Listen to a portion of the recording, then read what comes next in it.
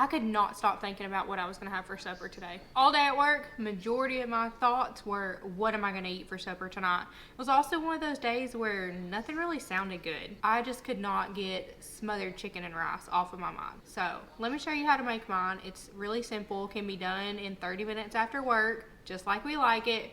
And it is so flavorful, and it makes really good leftovers, which means I'm gonna have lunch tomorrow also. Let me show you how to make this one. Welcome back to Chelsea's Culinary Corner.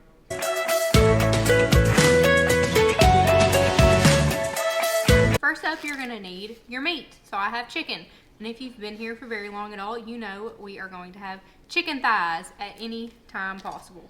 And these are so cheap. $4.50 for this whole thing of chicken thighs. I think there's 6 in here. So I'm gonna cut those open, and since we want this to be done in 30 minutes, we're gonna dice this chicken up so that we don't have to wait on it to cook whole. Let me get them out, get them diced up, and then I'll show you how we're gonna season them. And I am just gonna slice them into about 1 inch by 1 inch chunks. You can keep these whole if you have more time, and if you want to, if that's your preference, but to cook them faster and make sure that we get this meal done in 30 minutes, we are going to cut them up, just because it cuts down on your cook time by about half. So you're gonna have to work out your own timing depending on how you're gonna cook your rice. So I'm gonna use this rice cooker here. So I'm gonna go ahead and get it started early on in the meal, because it can just sit there for a little bit and it'll be fine. If you're gonna do your rice on the stove top, if you're gonna do minute rice, just work out your own timing. But I'm gonna do 1 cup of rice. So that makes like 2 cups at the end, right? It kind of doubles. So 1 cup of rice is plenty for 3 to 4 meals of this. So all my chicken thighs diced up, and I have a little bit of oil in my skillet here, maybe 2 tablespoons or so. And I'm getting that heated over medium heat. And now let's season our chicken. So I have some Cajun Creole garlic butter seasoning here, and essentially paprika, garlic powder, onion powder, salt, and pepper. Okay, remember, those are the 4 things that I always tell you. You can do just about any recipe I make with. Just gonna give the chicken a good dose of seasoning here. I'm gonna get this side, and then I'm gonna turn them all over and get the other sides, because we want plenty of seasoning on our food, because we don't do bland food here. Once my skillet is nice and hot, I am going to add my chicken thighs in here and cook them through. It's really only gonna take 3 to 6 minutes to get this chicken cooked through, depending on your stove and depending on how big your chunks are. Do not let them overcook, okay? There's nothing worse than overcooked chicken. So just make sure they don't have any pink in them, and then pull them out. We're gonna set them on a plate. Okay, my chicken is fully cooked through, but not overcooked. And now I'm just going to transfer it to a bowl so that I can make my gravy. Now, in the same skillet or pan that I cooked my chicken in, I'm going to add 2 tablespoons of butter and let that melt down. We are about to start making our gravy.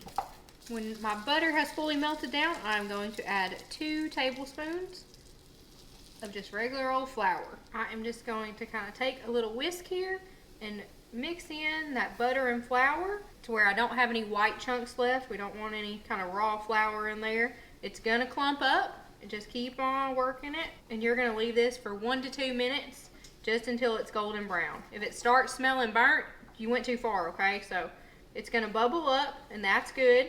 You just wanna make sure that all of that white flour is mixed in there and you don't see any big old clumps. You've got your butter and flour mixture looking like a golden brown. You're gonna add 1½ cups of milk. Give that a good mix with your whisk. Now you're gonna add ½ cup of chicken broth. Veggie broth, beef broth, doesn't matter. Chicken broth. That's what I have on hand today. Okay, you're just making sure you don't have any clumps in here. We're still on medium heat also. Don't turn this up too high. Now we're gonna season our gravy. So I've got some garlic powder, 1 to 2 teaspoons I would say, and I have some thyme. Gravy is looking good. Keep on whisking it a little bit. Get that seasoning mixed in there. It's already gonna taste pretty good because it has your all the drippings from the chicken in there, but again, no bland food. Now let's add in something a little bit special. Let's add in some cheese. So I have some Parmesan cheese here and some cheddar cheese. About a handful of Parmesan cheese here, and I'm gonna do a handful of cheddar cheese also. Get our whisk out again and whisk that all in. And that gravy is thickening up with the addition of that cheese and just kind of letting it sit here.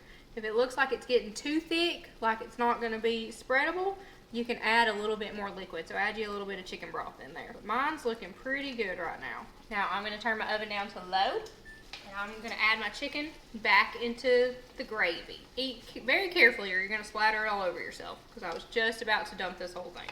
Once you have all your chicken, add it back into the pan, stir it around so that that gravy is completely covering all that chicken. Oh my goodness. This looks and smells amazing. I cannot wait to eat this. This is comfort food for me right here. Okay, let me show you how I'm gonna plate this one. So I'm gonna take some of my rice here. Gonna lay that down.